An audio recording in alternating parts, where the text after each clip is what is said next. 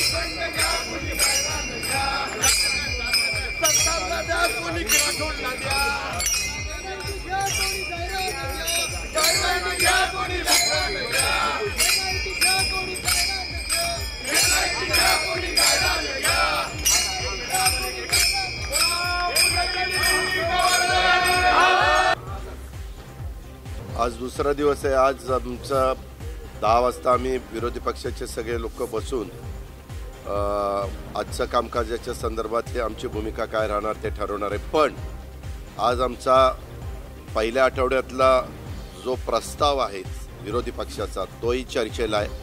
त्याच्यावर तो प्रस्ताव आमच्या विदर्भाच्या दृष्टीने महत्त्वाचा आहे। त्याच्यावर त्या प्रस्तावावर चर्चा करणं हे आमचं सर्वांचं कामच आहे। काल आम्ही सगळ्यांनी आग्रह धरलेला होता तो सीमा प्रश्नाच्या संदर्भातला प्रस्ताव आलेला आहे तो आम्ही सगळेजण एकमताने मंजूर त्या ठिकाणी करूच। काही सूचना असतील तर त्यामध्ये त्याचा अंतर्भाव करण्याचा प्रयत्न त्या ठिकाणी करू। त्याच्यावर मराठी भाषिक लोकांना एक संपूर्ण विधिमंडळ तुमच्या पाठीशी आहे, उभा महाराष्ट्र तुमच्या पाठीशी आहे हे आम्हाला कृतीतनं दाखवायचं होतं। तोही आज विरोधी सत्ताधारी पक्षांनी घेतलेला आहे आणि भ्रष्टाचाराचे वेगवेगळे अनेक प्रकार पुढे येत आहेत आणि वेगवेगळ्या मंत्र्यांचे तिथं येत आहेत। परंतु त्याच्या संदर्भात काल जसं आम्ही काढलेलं होतं त्याच्यात हायकोर्टाने ताशेरे ओढलेले होते। त्याच्या आधीचा पण NIAचा जो होता त्याच्यामध्ये NITचा ना NITचा चुकून NIA म्हणलं NIT तो पण हायकोर्टाने त्याच्या संदर्भामध्ये काही गोष्टीच्या बद्दलचा उल्लेख त्या ठिकाणी केलेला होता। आज पण काही वृत्तपत्रामध्ये काही प्रकरणं काही मंत्र्यांची आलेली आहेत त्याच्याबद्दल पण अधिकची माहिती आम्ही मिळवतोय। कारण उद्याच्याला मी तरी विरोधी पक्ष नेता म्हणून एखादी भूमिका मांडत असताना त्याच्यामध्ये कुठेतरी काहीतरी पुरावे नसताना स्टेटमेंट करणं मला योग्य वाटत नाही। त्याच्यामुळं ठोस पुरावे असतील तर मी ती भूमिका त्या ठिकाणी मांडणारच।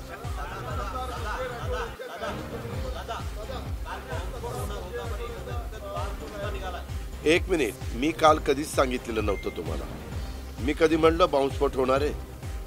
ज्यांनी सांगितलेलं होतं त्यांना विचारा ना, मला विचारून कशा करता वेळ घेता।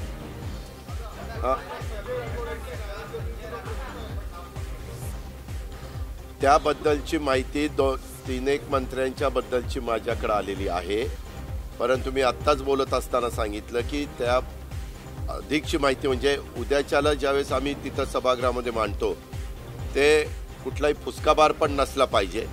त्याच्यात खरोखरीच संबंधित लोक दोषी असले पाहिजेत, त्यांनी चूक केलेली असली पाहिजे, त्यांनी जी शपथ घेतलेली आहे त्या शपथेचा भंग केलेला असला पाहिजे आणि म्हणून अधिकचे काही कागदपत्र मिळवण्याचा मी प्रयत्न करतोय।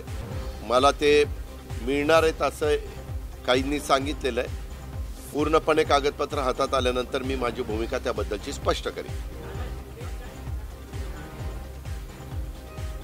अहो, ज्याची माहिती मिळेल ते टार्गेट होणार ना, ते कुणाचे आहेत ते आम्ही बघत नाही। सरकारमधले आज शिंदे फडणवीसांचं सरकार आहे, त्या सरकारमधले ज्यांच्या कुणाचे प्रकरण येतील ती प्रकरणं त्या ठिकाणी मांडली जातील। त्याला तुम्ही असा रंग लावू नका की फक्त शिंदे गटाच्याच मंत्र्यांना टार्गेट केलं जातं, असं अजिबात नाही। कुणीही विरोधी पक्ष काम करत असताना असा दुजाभाव करून चालत नाही.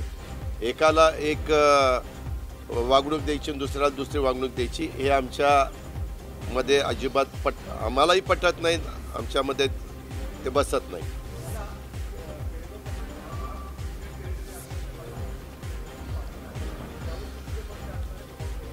त्याबद्दल आज सभागृहामध्ये माझ्या मनात एक प्रश्न असा निर्माण होतोय की मग ते म्हणतील जतमधली काही गावं, अक्कलकोटमधली काही गावं, तेही म्हणतात की आम्हाला कर्नाटकामध्ये जायचं, असं काही गावांनी मध्ये सांगितलेलं होतं, मग तेही त्याच्यामध्ये टाका. असं जर म्हटलं तर त्याच्यातनं नवीन प्रश्न निर्माण होणार आहेत. मी कालच त्याच्याबद्दल आपल्याला सांगितलेलं होतं की ज्या मराठी भाषिकांच्यावर खऱ्या अर्थाने अन्याय होतोय, बेळगावपासून बेळगाव, कारवार, निपाणी, तो सगळा बिदर वगैरे भाग, त्या भागातल्या लोकांचं ह्या संदर्भामध्ये काय मत आहे. आणि आपण केंद्रशासित करायचं म्हटलं तरी देखील केंद्र सरकार त्याला सपोर्ट करणार आहे का? कारण केस मॅटर सुप्रीम कोर्टामध्ये मॅटर असताना, प्रकरण न्यायप्रविष्ट असताना त्याही बाबी तपासून घ्याव्या लागतील. आणि सर्वांचं त्याच्यामध्ये एकमत असेल तर आमचा विरोध असायचं काहीच कारण नाही. ज्याच्यातून मराठी भाषिक तिथं सातत्याने त्यांच्यावर अन्याय होतोय, अत्याचार होतोय, त्यांना तिथं मदत होत नाही, अशा ज्या काही घटना घडत आहेत त्या थांबण्याच्या करता जे सर्वानुमते ठरेल ते आम्हाला मान्य असेल.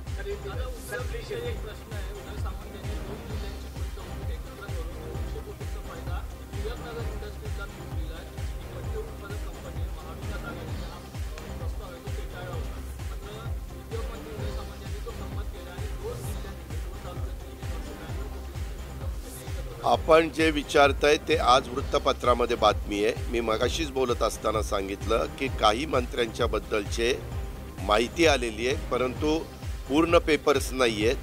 जसं काल आम्ही सभागृहामध्ये कृषी विभागाच्या नावाखाली तिथल्या सिल्लोड महोत्सवाला निधी गोळा केला जातोय त्याच्याबद्दलच्या क्लिप आहेत.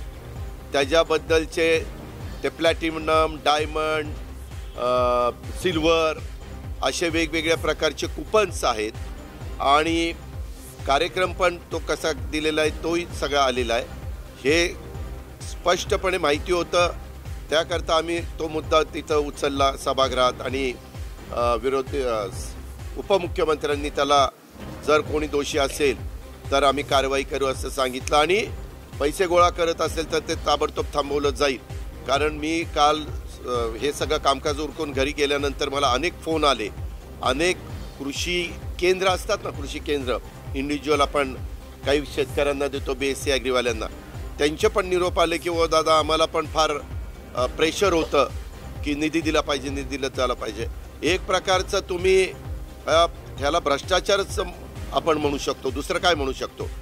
तुम्ही तुमच्या सत्तेचा गैरवापर करून कृषी विभागाला वेठीस धरून ह्या यंत्रणेचा वापर करून आपण जे काही करताय ते योग्य नव्हतं. म्हणूनच आम्ही त्यांचा राजीनामा मागितला. ठीक आहे, धन्यवाद.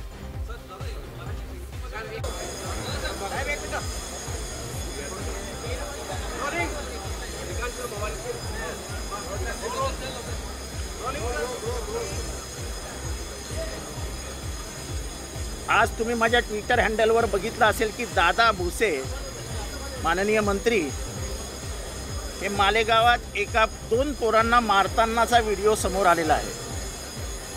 अश्लील शिवीगाळ करतानाचाही व्हिडिओ आहे. त्यांचे 2 साथीदारही मारतायत. पोलीस बाजूला उभे आहेत.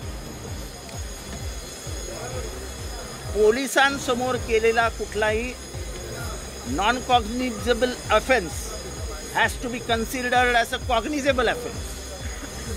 अजून गुन्हा नोंदवलेला नाही. गुन्हा कधी नोंदवणार हा आमचा साधा प्रश्न आहे. आणि मी सांगतो की हा गुन्हा नोंदवला जाणार नाही.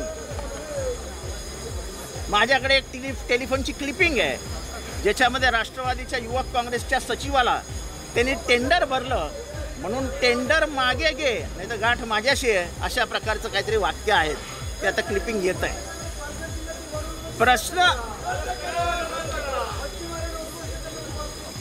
प्रश्न असा आहे की मी माझ्या घराच्या इथे मारहाण झाली होती, पोलिसांनी गुन्हा दाखल केला, मला अरेस्ट केलं. हायकोर्टाने सांगितलं पोलिसांचा तपास उत्तम आहे, CBI इन्क्वायरीची गरज नाही, पोलिसांनी तपास संपवलेला आहे, आता पुढे जाऊ द्या. स्वतः माननीय मुख्यमंत्र्यांनी त्यामध्ये मध्यस्थी करून पुढाकार घेऊन आरोपीला वकील देण्यासाठी मदत करून सरकारी वकिलांची 50 जणांची फौज उभी करून मी कसा या प्रकरणात अडकीन याच्यासाठी स्वतः प्रयत्नशील आहे. म्हणजे इतक्या कोत्या मनाचे आहेत.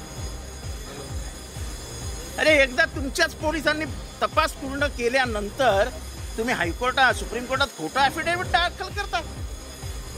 आणि जो 35 वर्ष तुमच्यापेक्षा सिनियर असलेला मला पोलीस तिथे लिहून देतात की हा सराईत गुन्हेगार आहे म्हणून ॲफिडेव्हिटमध्ये. तुमच्याच पोलिसांनी केलेल्या तपासावरती पोलीस बदलत नाहीत, सरकार बदलत असतं. तुम्ही प्रश्नचिन्ह निर्माण करता की ह्या आधीच्या पोलिसांनी तपास बरोबर केलेला नाही. आणि कोणाच्या सांगण्यावर नव्हतं, ॲफिडेव्हिट आयोनी करायचं असतं, इथे ॲफिडेव्हिट DCP करतो.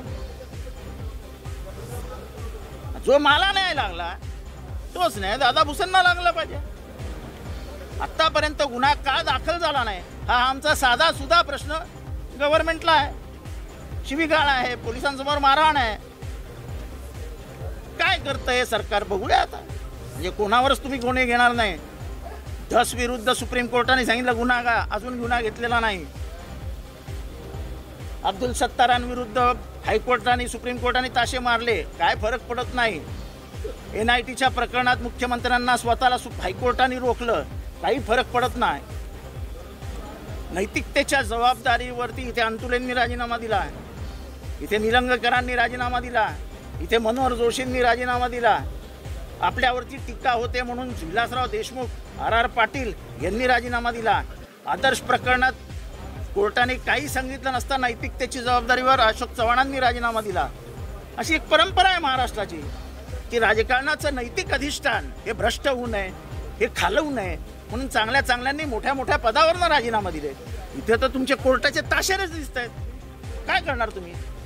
महाराष्ट्राचं उत्तर मागताय ना, कारण आतमध्ये आम्हाला उत्तरं मिळत नाही. माननीय अध्यक्ष महोदय बोलू देत नाहीत. नशिबाने तुम्ही लोक आहात म्हणून महाराष्ट्राला यांची सगळी कळतायत, यांची थेरं, यांची पाप.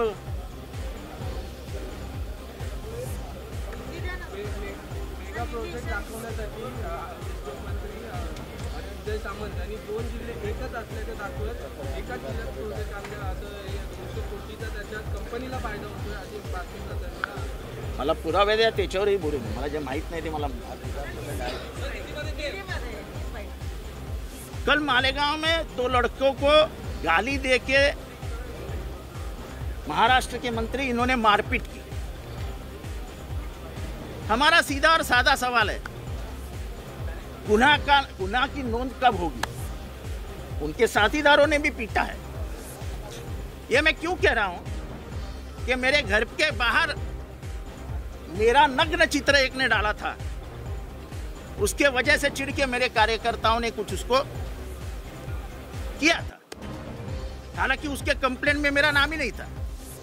10 दिन के बाद जब लोगों को मिला तो उसने अपना स्टेटमेंट बदल के दूसरा स्टेटमेंट दिया जिसमें उसने ये कहा कि जितेंद्र आव्हाड बोल रहे थे मारो. इधर तो स्वयं मंत्री मारता हुआ दिखाई दे रहा है.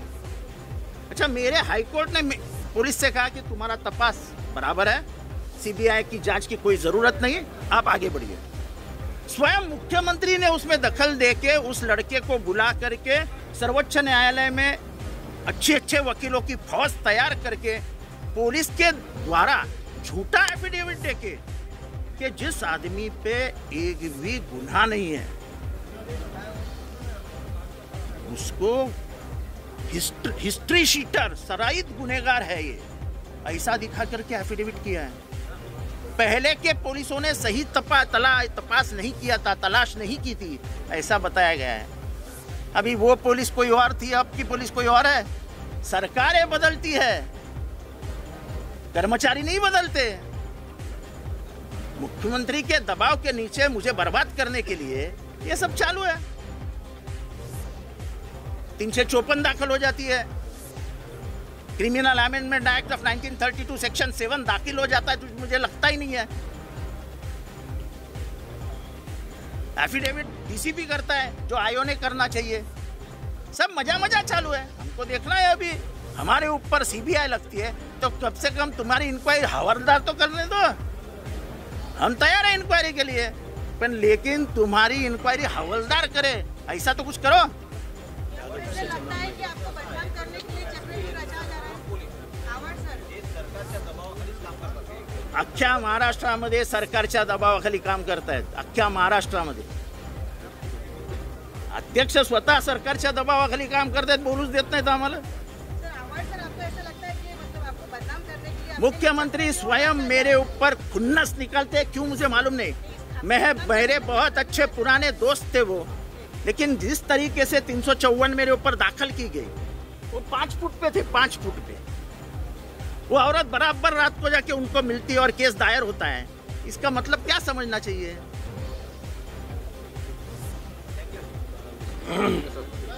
मध्ये 97 मी एक स्थगन प्रस्ताव मांडला होता। हा स्थगन प्रस्ताव जोगेश्वरी विक्रोळी लिंक रोड बनत असताना तिथल्या लोकांना दुसऱ्या ठिकाणी घरं देऊन जोगेश्वरी विक्रोळी लिंक रोड हा करण्यात आला आणि त्यावेळेला पंतप्रधान ग्रँड प्रोजेक्ट म्हणजे PMGP प्रोजेक्ट म्हणून हा प्रोजेक्ट केला गेला। 1991 साली हा प्रोजेक्ट करण्यात आला, परंतु त्या बिल्डिंग ज्या बांधल्या त्या अत्यंत निकृष्ट दर्जाच्या होत्या आणि त्यामध्ये 984 कुटुंबीय त्या सदनिकामध्ये राहत होते। अनेक वेळा त्या ठिकाणी त्या डिलॅबरेट कंडिशनमध्ये असल्या कारणाने बिल्डिंगचे छत पडत होते, पाण्याची गळती लागली होती आणि यासाठी मी अनेक आयुध वापरून की त्या ठिकाणचं डेव्हलपमेंट व्हावं यासाठी प्रयत्न केले।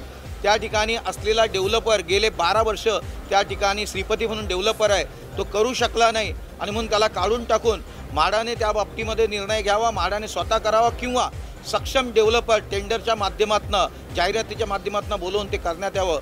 कारण त्या ठिकाणी संपूर्ण बिल्डिंगवरती गळती लागलेली आहे, वरचं टेरेसचं पाणी संपूर्ण खालच्या रूमपर्यंत येते, 3-4 बालकांना लागलेलं आहे, वृद्धांना लागलेलं आहे आणि कधीही ते कोसळू शकतील आणि अशा पद्धतीने ऑडिट केलं असता, थर्ड पार्टी ऑडिट केलं, शासनाच्या माध्यमातून ऑडिट केलं, म्हाडाच्या माध्यमातून ऑडिट केलं, त्या तात्काळ 17 बिल्डिंग या तोडल्या पाहिजेत आणि तिथे रिकन्स्ट्रक्शन केलं पाहिजे। या बाबतीमध्ये सभागृहामध्ये स्थगन प्रस्ताव केला होता, मला बोलू दिलं नाही स्थगन प्रस्तावावरती, परंतु मला या मागणीवरती बोलायला दिल्यानंतर हा मी मुद्दा मांडलेला आहे आणि यावरती शासनाने दखल घेतलेली आहे आणि लवकरात लवकर याच्या माध्यमातून PMGPचा विकास व्हावा हा मुद्दा मी या सभागृहासमोर मांडलेला आहे।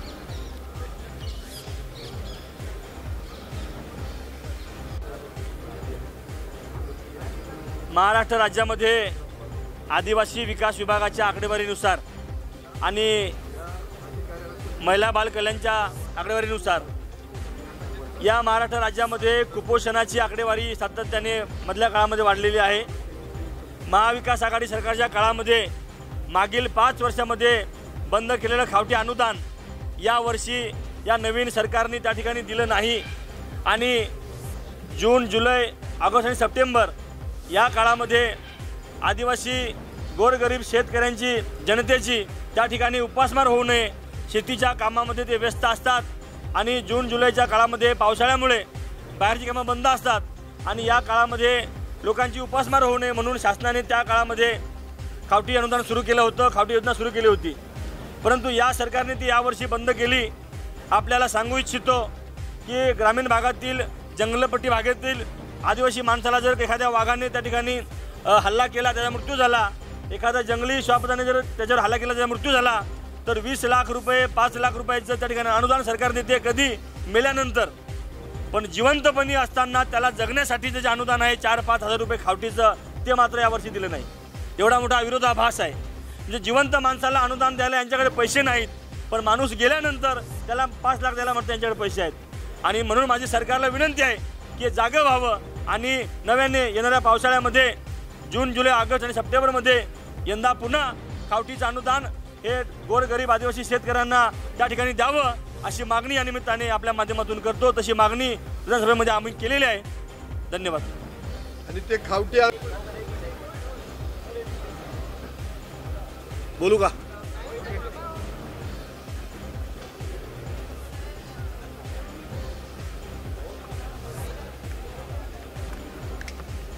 बोलो.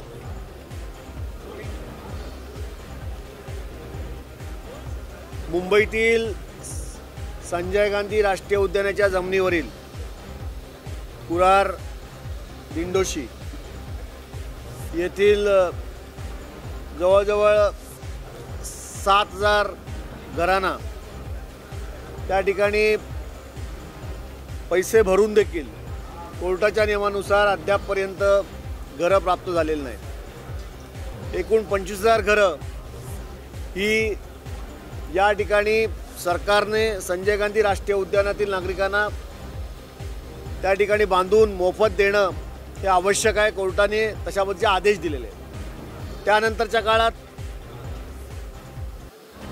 फडणवीस सरकारने घेतलेल्या निर्णयानुसार 2011च्या जमिनीवरती ज्यांना वास्तव्याचा अधिकार आहे त्यांना देखील ही घरं उपलब्ध करून देणं हे तितकंच महत्त्वाचं आहे. आणि मग अशा वेळेला मागच्या उद्धव ठाकरे साहेबांच्या सरकारने या संजय गांधी राष्ट्रीय उद्यानातील या झोपडपट्टीवासियांना घरं देण्याच्या दृष्टीने आरे कॉलनीमध्ये आरक्षित असलेला भूखंड, ज्या भूखंडावरती बांधकाम करण्यासाठी TDR घेऊन कोणी डेव्हलपर इच्छुक नाही आहे, मग अशा वेळेला संजय गांधी राष्ट्रीय उद्यानाची बाजूची जमीन त्या ठिकाणी सरकारने ताब्यात घ्यावी आणि ताब्यात घेऊन त्याच्यावरती मोफत घरं बांधून 2011पर्यंतच्या वास्तव्याचा अधिकार आणि कोर्टाने त्या ठिकाणी 7,000 भरलेले असे 25,000 घरं अशा सगळ्यांना मिळून त्या ठिकाणी घरं बांधून द्यावी म्हणून उपनगर पालकमंत्र्यांच्या अध्यक्षतेखाली एक समिती अपॉइंट केली होती.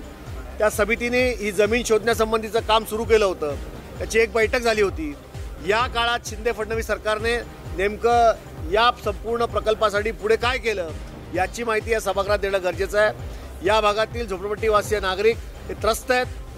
कोर्टाच्या नियमानुसार त्यांना लाईट, पाणी हे देणं देखील त्या ठिकाणी दुरापास्त आहे आणि त्यामुळे नागरिक हैराण आहेत. त्यांना कायमस्वरूपी घर देण्यासाठी सरकारने या उपसमितीद्वारे जमीन शोधून त्या ठिकाणी मोफत घरं बांधावी आणि ती लवकरात लवकर संजय गांधी राष्ट्रीय उद्यानातील झोपडपट्टीवासी ताब्यात द्यावी अशी मागणी मी आज सभागृहामध्ये केलेली आहे. अकोले तालुक्यात अहमदनगर जिल्ह्यामध्ये सरपंच नितीन डुमरे हे आमरण उपोषणासाठी बसलेले आहेत. जवळजवळ आमरण उपोषणाचा त्यांचा 7वा दिवस आहे. त्यांची आणि त्यांच्या सहकाऱ्यांची तब्येत खालावली आहे. आज त्या उपोषणाला पाठिंबा देण्यासाठी त्यांची पत्नी आणि त्यांचं 3 महिन्याचं बाळ घेऊन उपोषणाला बसणार आहे. विषय आहे की तेथील महावितरणचे अधिकारी MSCBचे अधिकारी मवाडे साहेब यांनी त्या गावाला चोर संबोधलं. हे गाव चोर आहे, इथं लाईट चोरी होती, सरपंच तुम्ही चोर आहेत आणि ह्या कारणास्तव ते संपूर्ण गाव आज तिथं धरणे आंदोलन करत आहे आणि सरपंच आणि त्यांचे सहकारी 6-7 दिवसापासून आमरण उपोषण करतायत. याचे सगळं पत्रव्यवहार मुख्यमंत्री, उपमुख्यमंत्री, ऊर्जा मंत्री यांना झालेला आहे. पालकमंत्र्यांच्याही हा विषय निदर्शनास आणून दिला आहे, परंतु सरकार कुठल्याही प्रकारे तिथं दखल घेत नाही आहे. जिथं ते आंदोलन करते त्यांचं आंदोलन चिरडण्याचा प्रयत्न होतोय. खरं तर आज कालपासून अत्यंत त्यांची तब्येत खालवलेली आहे. अशा परिस्थितीमध्ये खरं तर त्या अधिकाऱ्यांना निलंबित करणं गरजेचं आहे, परंतु सरकारकडनं तसं होत नाही. आम्ही तुमच्या माध्यमातून आणि तसंही सभागृहामध्ये त्या मवाडे नावाचा जो मुजोर अधिकारी आहे आणि त्यांच्या सहकाऱ्यांना निलंबित करण्याची मागणी करतो. धन्यवाद.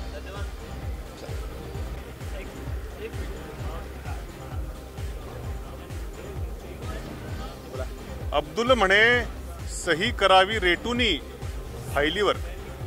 अब्दुल म्हणे सही करावी रेटुनी आणि गायरानं जमिनी घ्याव्यात लाटुनी.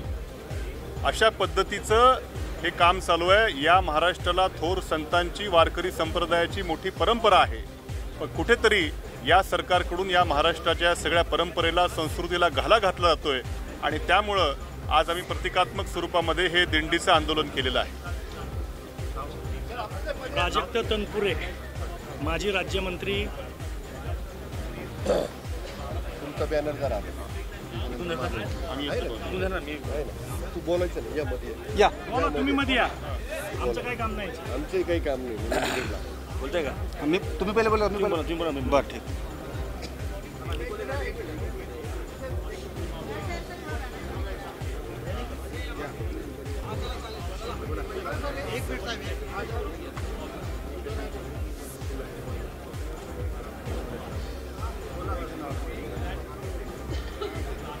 सुरू करू का?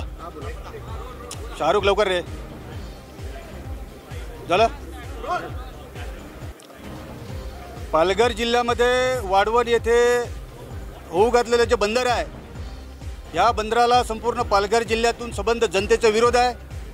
आणि हा विरोध दर्शवण्यासाठी आज पालघर जिल्ह्यातील विक्रमगड मतदारसंघातील आमदार माननीय श्री भुसारा साहेब, मी स्वतः, त्याचप्रमाणे बोईसरचे आमदार राजेश पाटील साहेब, त्याचप्रमाणे अकोला तालुक्यातील सन्माननीय आमदार साहेब लामटे साहेब, इथे सर्व आम्ही हे निदर्शन करण्यासाठी आलेलो आहोत.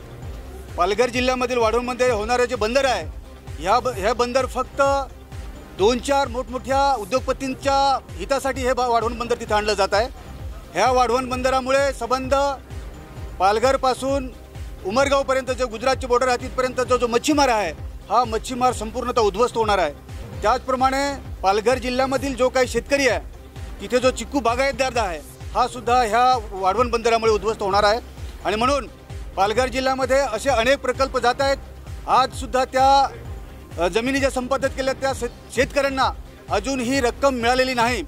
पालघर जिल्ह्यातून बुलेट ट्रेन जाते, त्याचप्रमाणे आता सुपरफास्ट हायवे जातोय. अशा प्रकारचे प्रकल्प जात आहेत. आणि तिथल्या जे काही शेतकऱ्यांच्या जमिनी संपादित केलेल्या आहेत, आदिवासी असेल, बिगर आदिवासी असेल, जो अल्प भूधारी शेतकरी आहे, ह्या शेतकऱ्यांची जमीन संपादित केली, त्याचा अजूनही त्यांना मोबदला मिळालेला नाही. आणि म्हणून वाढवण बंदर झाल्यानंतर त्याची जी काही वाहतूक होणार आहे, त्यामुळे संपूर्णतः त्या भागातील जमिनी पुन्हा संपादित केल्या जाणार आहेत. आज जोर जबरदस्तीने जमिनी संपादित केल्या जात आहेत. एवढ्या मोठ्या प्रमाणामध्ये तेथील जनतेचा विरोध होत असताना पण हे सरकार गतीने तिथे हे वाढवण बंदर करण्याचं त्यांनी काम सुरू केलेलं आहे. संपूर्ण पालघर जिल्ह्यामध्ये ह्या भागामध्ये जो आदिवासी शेतकरी आहे किंवा बिगर आदिवासी शेतकरी आहे, हा संपूर्ण ह्या वाढवण बंदरासाठी उतरणार आहे. आम्ही लोकप्रतिनिधीमधून आज सभागृहासमोर, विधानभवनसमोर हे निदर्शने करतो आहोत आणि आमचा पूर्णतः वाढवण बंदराला विरोध आहे. मुंबई बडोदरा विषयी, मुंबई बडोदरा एक्सप्रेस वे जो आहे, ह्याच्यामध्ये पूर्णतः फार मोठ्या प्रमाणामध्ये प्रचंड असा भ्रष्टाचार झालेला आहे. आज त्या भागामध्ये ज्या शेतकऱ्यांच्या जागा या सुपरफास्ट हायवेमध्ये संपादित झालेल्या आहेत, तिथला जो सातबारा आहे हा अजून गोळा सातबारा आहे. अजून कोणाचीही जागा निश्चित कोणती आहे हे झालेलं नाही आहे. त्याच्यामुळे आज जो काही तिथला शेतकरी आहे त्याला मोबदला न मिळता, ज्याची जमीन संपादित झालेली आहे त्याला मोबदला न मिळता इतर व्यक्तीला मोबदला मिळालेला आहे. हा फार मोठ्या प्रमाणामध्ये या बाबतीत भ्रष्टाचार झालेला आहे. त्या संदर्भात सुद्धा आपण याच्यावर आम्ही आंदोलन करणार आहोत. आणि या बाबतीत आम्ही लक्षवेधी सुद्धा केलेली आहे. सभागृहामध्ये सुद्धा हा मुद्दा उपस्थित होणार आहे. पालघर जिल्ह्यातील सर्व जनतेला त्या ठिकाणी सरकारने व्यक्ती देण्याचं काम मागील 2-5 वर्षामध्ये केलेलं आहे. या पालघर जिल्ह्यामधूनच बुलेट ट्रेनचा मार्ग जातोय. त्याचबरोबर पालघर मुंबई अहमदाबाद फ्रेट कॉरिडॉर हा सुद्धा महामार्ग पालघरमधून जातोय. आणि त्याचबरोबर आता हे जे वाढवणचं महाकाय बंदर आहे, हे महाकाय बंदर त्या ठिकाणी उभारण्याचं काम केंद्र सरकारने त्या ठिकाणी हाती घेतलेलं आहे. 40,000 कोटीची गुंतवणूक करतंय केंद्र सरकार. परंतु त्या ठिकाणी या बंदरामुळे तिथला मच्छीमार, कास्तकार शेतकरी, तिथला जो काही मजूर वर्ग आहे, हा सगळा त्या ठिकाणी विस्थापित होणार आहे. त्याच्या कुटुंबावर घाला घालण्याचं काम केंद्र सरकार आणि राज्य सरकार मिळून करत आहे. आणि म्हणून त्याला विरोध करण्यासाठी आम्ही सर्व या पालघर जिल्ह्यातील लोकप्रतिनिधी या ठिकाणी निदर्शनं करत आहोत. या वाढवण बंदरामुळे आमचा जो मच्छीमारी व्यवसाय आहे, आमचा जो शेतीचा व्यवसाय आहे, हा पूर्णपणे नष्ट होणार आहे. आणि त्या भागातील जवळपास 40 ते 50 किलोमीटरमधला परिघातला जेवढे शेतकरी आहे, मच्छीमार आहे, कास्तकार आहे, मजूर आहे, कामगार आहे, हा त्या ठिकाणी विस्थापित होणार आहे। आणि म्हणून या अजस्र अशा महागाई प्रकल्पामुळे, या विनाशकारी प्रकल्पामुळे आमचा तिथला शेतकरी मजूर हा देशातून लागणार आहे, तो त्या ठिकाणी बर्बाद होणार आहे। आणि हीच भूमिका केंद्र सरकारने त्याच्या 2-4 फक्त उद्योगपतींना मोठं करण्यासाठी घेतलेली आहे। आणि म्हणून याचा जाहीर निषेध करण्यासाठी आणि सभागृहामध्ये त्याचा आवाज उठवण्यासाठी आज निकोले साहेबांनी लक्षवेधी केलेले आहे। आपल्या माध्यमातून आम्ही सरकारला विनंती करतो की हा महाकाय प्रकल्प रद्द करावा। एवढंच सांगून धन्यवाद। आज सभागृहामध्ये ठाणे जिल्ह्यामधील शाई आणि काळू धरण हे करण्याच्या बाबतीमध्ये प्रश्नोत्तराच्या तासामध्ये चर्चा झाली। त्यामध्ये शाई धरण हे माझ्या मुरबाड मतदारसंघात आणि शहापूरचे दौलत दरोडा यांच्या मतदारसंघामध्ये येते, काळू हे संपूर्ण मुरबाड मतदारसंघामध्ये येते। त्या प्रश्नावर ज्यावेळेला विरोधी पक्षनेत्यांनी तो प्रश्न मांडला आणि उपमुख्यमंत्र्यांनी त्यांना उत्तर दिलं, आम्ही त्याला ठामपणे विरोध केलेला आहे की शाई धरण हे कोणत्याही परिस्थितीमध्ये होणार नाहीच। कारण सर्वसामान्य जनतेला त्या ठिकाणी दिलासा देण्याचं जर काम करायचं असेल तर आमच्या शेतकरी वर्गाची हे धरण झालं तर खूप मोठ्या प्रमाणामध्ये हानी होऊन जाईल आणि पूर्ण शेतकऱ्यांचा त्या धरणाला, शाई धरणाला पूर्ण विरोध आहे। त्यामुळे आम्ही ठामपणे माझा त्या ठिकाणी विरोध नोंदवलेला आहे आणि उपमुख्यमंत्र्यांनी त्याला सकारात्मक उत्तर दिलं की कोणत्याही परिस्थितीमध्ये शाई धरणाच्या बाबतीत आम्ही पुनर्विचार करू। काळू धरणाच्या बाबतीत सुद्धा काळू धरण हे MMRDAच्या माध्यमातून होतंय। MMRDAने 394 कोटी रुपये आता मागच्या आठवड्यामध्ये काळू धरणाच्या वन जमिनीच्या संपादनासाठी त्यांना जलसंपदा विभागानं हा निधी देण्यात आलेला आहे आणि त्यामुळे काळू धरण सुद्धा या सरकारच्या अगदी प्रथम पसंतीवर असल्यामुळं काळू धरणाला त्यांनी निधी हा वितरित केलेला आहे। पण त्याला विरोध आमचा हा आहे की त्या ठिकाणचं पुनर्वसन आमच्या त्या भागातला आदिवासी असेल, शेतकरी असेल, मागासवर्गीय असतील यांच्या पुनर्वसनाच्या बाबतीतला पहिला निर्णय अगोदर चर्चा केली पाहिजे। पुनर्वसन चांगल्या पद्धतीने जर दिलं तरच आम्ही त्याला पाठिंबा देऊ, नपेक्षा काळूला सुद्धा आमचा ठाम विरोध राहील। शहरांचा पाण्याचा प्रश्न सुटला पाहिजे, पण त्याचबरोबर आम्ही विस्थापित व्हायचं।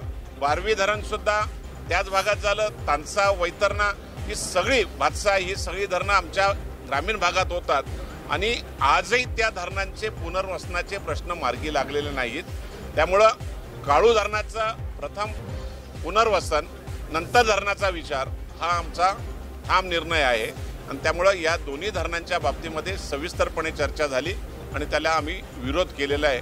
जनतेच्या वतीने आपल्याला विनंती करतोय की ह्या दोन्ही महत्त्वाच्या आमच्या जनतेच्या जिव्हाळ्याचा प्रश्न आपण सगळ्यांनी मार्गी लावावा। आमदार किसन कथोरे मुरबाड आणि दौलत दरोडा शहापूर आम्ही दोघांनी त्या ठिकाणी अशा प्रकारचं केलं। धन्यवाद। शाही धरणाच्या बाबतीत तेथील स्थानिक शेतकरी आमचे शहापूर तालुक्यातले असतील, मुरबाड तालुक्यातले असतील, त्या स्थानिक शेतकऱ्यांनी अशी मागणी केली आहे की शाही धरणाच्या ऐवजी 12 छोटे छोटे बंधारे बांधा आणि तिकडलं पाणी नदीद्वारे तुमच्याकडे न्या, अशा पद्धती आमच्या तेथील संघर्ष समितीने मागणी केलेली आहे। धन्यवाद। महाराष्ट्रातील 2.5 लाख गायरान जमिनीच्या अतिक्रमणाच्या संदर्भामध्ये सर्वसामान्य लोकांवर कारवाई करण्याचा जो प्रशासनाने निर्णय घेतला होता आणि नोव्हेंबरच्या आतमध्ये ही अतिक्रमण काढून टाकायच्या बाबतीमध्ये नोटिसा दिल्या होत्या, त्यावर गोरगरीब जनतेने या ठिकाणी अनेक वर्षापासून वास्तव्य करून राहत होती, घर बांधलेले होते, त्यांच्यामध्ये भीतीचं आणि चिंतेचं वातावरण होतं। आज मी विधान परिषदेच्या सभागृहामध्ये 93 या ठिकाणी चर्चा केली। यामध्ये आम्ही या असलेल्या सर्व प्रक्रियेला स्थगिती द्यावी, महसूल विभागाने महसूल खात्याला, शासनाला, मंत्र्यांना विश्वासात न घेता डायरेक्ट आदेश काढला होता, त्याला स्थगिती देण्याच्या बाबतीमधला निर्णय घ्यावा, फेरविनंती याचिका तरी दाखल करावी आणि ही कामं रेग्युलाइज करण्याच्या संदर्भातून निर्णय घ्यावा, अशा प्रकारची मागणी केली। महसूल मंत्र्यांनी पॉझिटिव्ह उत्तर दिलं। त्यांनी सांगितलं की जानेवारीपर्यंत कोर्टामध्ये या संदर्भामध्ये आपण स्थगिती मिळालेली आहे, परंतु त्या असलेल्या जमिनीवर ज्या गरिबांची घरं असतील त्या लोकांना नियमित करण्याच्या बाबतीमधला शासन निर्णय घेईल. ज्यांचे व्यावसायिक असतील त्यांच्या बाबतीमध्ये या ठिकाणी निर्णय घेतला जाणार नाही. परंतु या निर्णयामुळे महाराष्ट्रातल्या तमाम असलेल्या गायरान जमिनीवर राहणाऱ्या लोकांना न्याय मिळण्याच्या संदर्भामधला निर्णय महसूल मंत्र्यांनी या ठिकाणी घेतलेला आहे. त्यामुळे महाराष्ट्रातील चिंतेमध्ये असलेल्या 2.5 लाख गायरान जमिनीमधल्या वास्तव्यात असलेल्या लोकांना न्याय मिळेल अशा प्रकारचा निर्णय झालेला आहे. आपण पाहिलं की विधानसभेमध्ये आता मुख्यमंत्री मोदयांनी जो महाराष्ट्र आणि कर्नाटक सीमावादाच्या बद्दलचा जो ठराव मांडला त्याला सभागृहाने एकमताने मंजुरी दिली. त्याचं कारणही असं आहे की या पद्धतीनं 265 त्या भागातल्या असंख्य गावांना सातत्यानं मराठी भाषिकांना टार्गेट केलं जातं आणि त्याचा परिणाम असा आहे की मराठी भाषिक लोकांचं जगणं असह्य झालं आणि त्यामुळे विरोधी पक्षाच्या वतीनं सातत्यानं हा ठराव सत्ता पक्षाकडून यावा, मुख्यमंत्र्यांनी मांडावा. आज ते मुख्यमंत्र्यांनी मांडला. त्याच्यामध्ये कुठलाही राजकीय द्वेष नसावा अशी भूमिका त्या ठिकाणी मांडली. एकीकडे आपण पाहतोय की भारतीय जनता पार्टीची भूमिका कधी पण स्पष्ट नसते, अस्पष्ट असते. 2014मध्ये मुद्दामून आठवण करून दिली पाहिजे. 2014मध्ये त्यांचं जाहीरनामा आपण पाहिला की राज्यात आणि केंद्रात सरकार आलं तर आम्ही वेगळा विदर्भ करू अशा पद्धतीचा जाहीरनामा भारतीय जनता पार्टीने मांडला. मग त्यांनी सांगितलं की केंद्र आणि राज्यात सरकार आलं तर कर्नाटकातल्या ज्या मराठी भाषिकावर ज्या सीमावादाचा जो प्रकरण आहे आम्ही निकाली काढू. पण आता केंद्रात आणि राज्यात सरकार असताना राज्याचे मुख्यमंत्री उपमुख्यमंत्री केंद्राच्या गृहमंत्र्याला भेटल्यानंतर सुद्धा मराठी भाषिक लोकांना ज्या पद्धतीनं सीमेवर त्रास दिला जातो आहे, त्यांच्या गाड्या फोडल्या जातात आहेत, राज्याचे मंत्री त्या भागात जाऊ शकत नाही आणि ज्या पद्धतीनं कर्नाटकाच्या मुख्यमंत्र्यांनी महाराष्ट्राच्या बद्दलचं आणि सीमेमध्ये असलेल्या मराठी भाषिकाबद्दलची आग ओकली, त्याचं प्रत्युत्तर ज्या पद्धतीनं सरकारकडून पाहिजे होतं ते प्रत्युत्तर सरकारकडून मिळालं नाही आणि मराठी भाषिकांना खऱ्या अर्थानं फक्त मतासाठी वापर भाजप करते आहे अशा पद्धतीचं चित्र पाहायला मिळतं. आमची भूमिका स्पष्ट आहे आणि म्हणून हा ठराव एकमताने पारित करण्याची भूमिका आम्ही घेतलेली होती. आम्ही त्याला एकमताने पाठिंबा दिलेला आहे.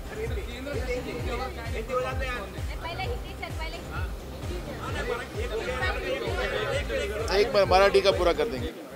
आपण पाहिलं की केंद्रशासित हा भाग व्हावा, पण ज्या पद्धतीनं हे प्रकरण सुप्रीम कोर्टामध्ये आहे आणि सुप्रीम कोर्टामध्ये असल्यामुळे या प्रकरणाचा निकाल हा मान्य सुप्रीम कोर्टाने पण केंद्राने याच्यामध्ये मध्यस्थी केली पाहिजे.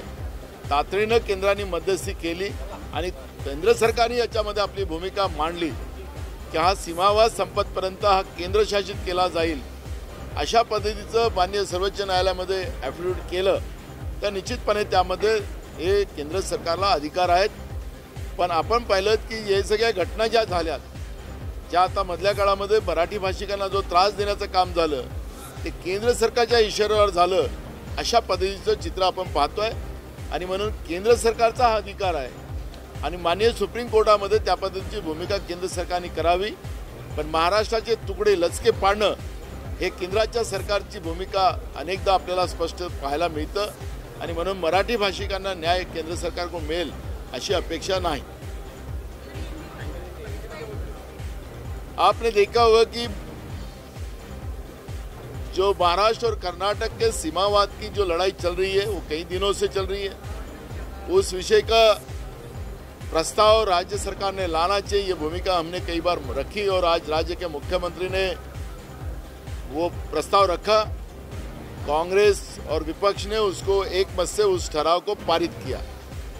लेकिन उस बीच में राज्य के मुख्यमंत्री ने राजनीति करना भी छोड़ा नहीं.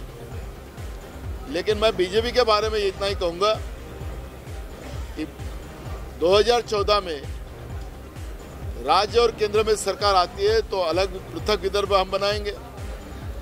अब 10 साल हो गए. अगर हमारी राज्य और केंद्र में सरकार आती है, कर्नाटक में भी वही दावा किया था, महाराष्ट्र में भी वही दावा किया था, केंद्र सरकार ने भी वही बीजेपी ने दावा किया था क्या हम ये सीमावाद खत्म करवाएंगे? क्या 9 साल की सरकार राज्य और केंद्र की हुई है, क्या सीमावाद का प्रश्न क्यों नहीं छुड़ाया जा रहा है? जिस तरह से मराठी भाषिकों के ऊपर अन्याय करने की भूमिका मुंबई सरकार वहाँ से कर रही है, केंद्र सरकार के इशारे पे कर रही है, तो उसका भी हम निषेध करते हैं। और ये जो ठहराव है इसको राज्य के मुख्यमंत्री और उप मुख्यमंत्री ने केंद्र में जाकर केंद्र सरकार को सूचित करना चाहिए कि मराठी भाषिकों के ऊपर अब दोबारा अन्याय नहीं हो। ये भी भूमिका राज्य सरकार ने केंद्र सरकार के तरफ रखना चाहिए, क्योंकि ये महाराष्ट्र की जनता की भावना है और ये सरकार ने उस तरह की भावना केंद्र सरकार और सुप्रीम कोर्ट में रखना चाहिए।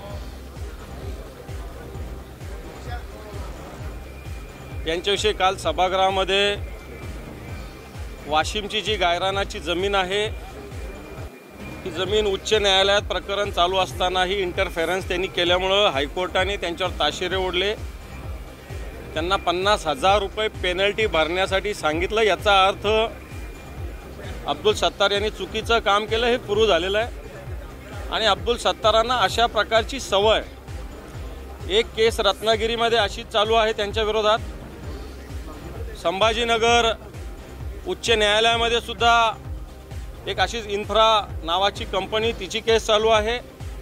एक संभाजीनगर मार्केट कमिटीच्या प्रकरणात सुद्धा अशीच केस त्यांनी ओव्हररूल केले आहे।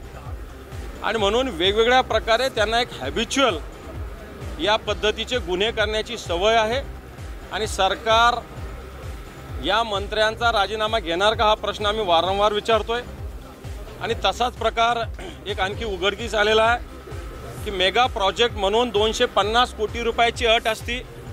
250 कोटी रुपयाचा प्रोजेक्ट एखाद्या तालुक्यात जर झाला, एका जिल्ह्यातल्या एका तालुक्यात, तर त्याला एक सबसिडी असते। परंतु एक प्रकल्प श्रीरामपूरमध्ये होता, तो काही 250 कोटीचा नव्हता। उद्धवजी ठाकरे साहेबांचं सरकार असताना या कंपनीनं 250 कोटीची अट एकत्र करावी म्हणून अर्ज केला होता। उद्धवजी ठाकरे साहेबांनी ते रिजेक्ट केलं होतं। परंतु आत्ताचं शिंदे सरकार आल्यानंतर उदय सामंत यांनी चिपळूण आणि श्रीरामपूर या 2 ठिकाणचा हा प्रोजेक्ट एकत्र करून 250 कोटी रुपयाचा मेगा प्रोजेक्ट दाखवलेला आहे। वाटतं सारासार मेगा प्रोजेक्टच्या नियमाला हरताळ त्यांनी पोचलेला आहे। आणि याच्या माध्यमातून मोठी सबसिडी मला असं वाटतं त्यांनी मुख्यमंत्र्याला या अंधारात ठेवलेलं आहे, मंत्रिमंडळाच्या उपसमितीला सुद्धा त्यांनी अंधारात ठेवलं आहे। आणि म्हणून या सरकारचं दररोज एक भ्रष्टाचाराचं प्रकरण सोबत येत आहे। संजय राठोडांचाही बाहेर येत आहे, परंतु उदय सामंताचं आणि अब्दुल सत्तारांचं डळडळीत आपल्या समोर आलेलं आहे। आणि आम्ही दोन्ही सभागृहामध्ये दोघांच्या राजीनाम्याची मागणी करतोय।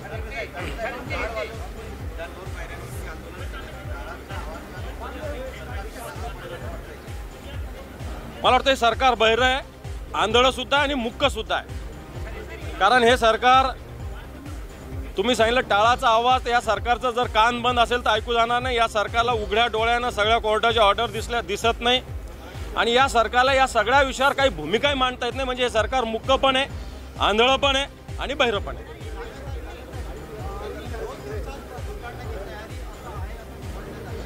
कशाची असं नाही, उद्या याच्यात बिझनेस होईल त्याच्यानंतर ठरेल, असं गुंडाळणं काय सरकारच्या एकट्याच्या हातात असतं अशातला भाग नाही। अब्दुल सत्तार यांनी एक त्यांच्या सिल्लोड मतदारसंघामध्ये एक सांस्कृतिक कार्यक्रम ठेवलेला आहे। त्याच्यामध्ये महाराष्ट्रातल्या सगळ्या कृषी अधिकाऱ्यांना त्यांनी कामाला लावलेलं आहे। ठिकठिकाणी जे खत विक्रेते, बियाणे विक्रेते यांना सुद्धा वेठीस धरलेलं आहे। त्याचे कार्ड त्यांनी छापलेले, platinum card, gold card, silver card, 25,000पासून 5,000 रुपये हे सुद्धा विक्री करण्यासाठी कंपल्सरी या दुकानांना, या खत विक्रेत्यांना, बियाणे विक्रेत्यांना आणि अधिकाऱ्यांना याच्या ऑडिओ क्लिपसुद्धा लवकरच समोर येतील। परंतु अशा पद्धतीनं सरकारचे अधिकारीसुद्धा त्यांच्या पत्रिकेवर कृषी आयुक्त आणि कलेक्टर यांचेसुद्धा फोटो आहे। मला असं वाटतं अशा अधिकाऱ्यांनी अशा पद्धतीनं मंत्र्यांच्या खाजगी कार्यक्रमात कुठे सहभागी होऊ नये। जर होत असेल तर त्या अधिकाऱ्यांच्या विरुद्ध सुद्धा आम्ही हक्कभंग आणू। धन्यवाद, थँक्यू।